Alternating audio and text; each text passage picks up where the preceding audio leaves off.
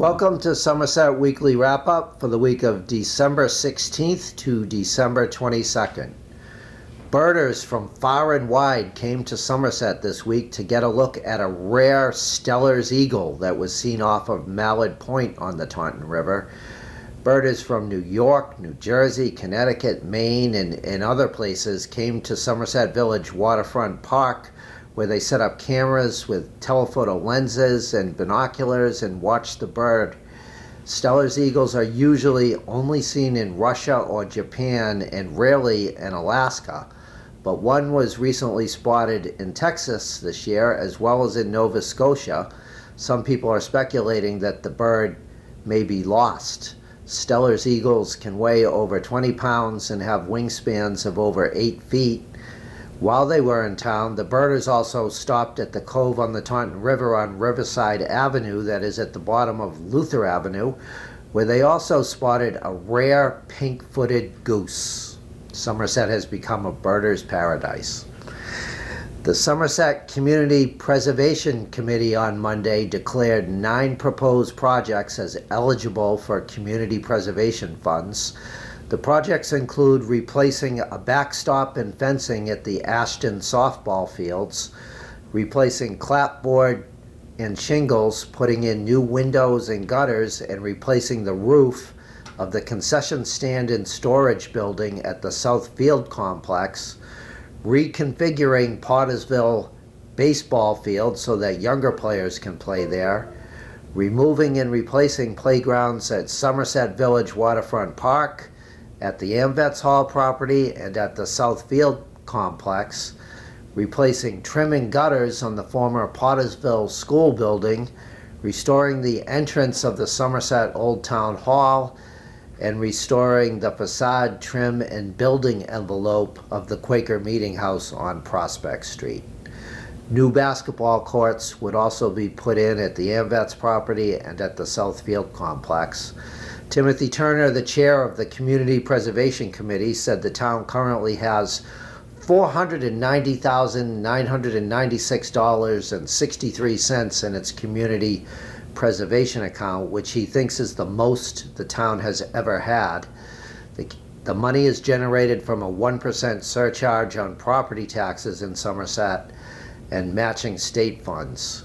Community preservation funds can only be used for open space and historic preservation, improvement of recreational facilities, and affordable housing. The final decisions on if those projects will get community preservation funds will be with the annual town meeting voters in May. Volunteers placed wreaths on the graves of about 1,400 veterans in Somerset cemeteries on Saturday as part of the Wreaths Across America project. Location coordinator George Andes conducted a ceremony at the Slades Ferry Park where veterans who served in the Vietnam War or were in the military during the Vietnam era from each branch of the military placed wreaths. Livia Pavo sang God Bless America, and the Somerset Berkeley Regional High School Blue Raider Marching Band played the national anthem. The wreaths are paid for through donations and fundraisers held by the Somerset chapter of Wreaths Across America. A company that would manufacture undersea cables for the offshore wind industry would be located on the Brayton Point Commerce Center property. That company is partnering with Vineyard Wind, which was awarded a contract last week to produce 1,200 megawatts of electricity. State Representative Patricia Haddad said Prismium, the company that would manufacture the cables, is in the process of finalizing an agreement with Commercial Development Company to purchase about 50 acres of the land that the company owns at the Brayton Point Commerce Center. She said there will be a more formal announcement about the agreement after the first of the year. Haddad said the company could create 150 to 250 very well-paying jobs for the site. In sports, the Somerset Berkeley Regional High School ice hockey team won the Prenda Cup with a 3-0 win over Apponequet last Saturday night at the Driscoll Memorial Skating Rink in Fall River. For the Blue Raiders, Josh Pacheco, Jack Rothwell, and Davis Sullivan scored the goals. Goalie Brandon Silva recorded the shutout. Silva was named the most valuable player of the tournament because he only gave up 1 goal in 2 games. The Somerset Berkeley Regional High School boys indoor track team beat Case 63-23 last Saturday. For the Blue Raiders, Aiden Montag had 2 first-place finishes.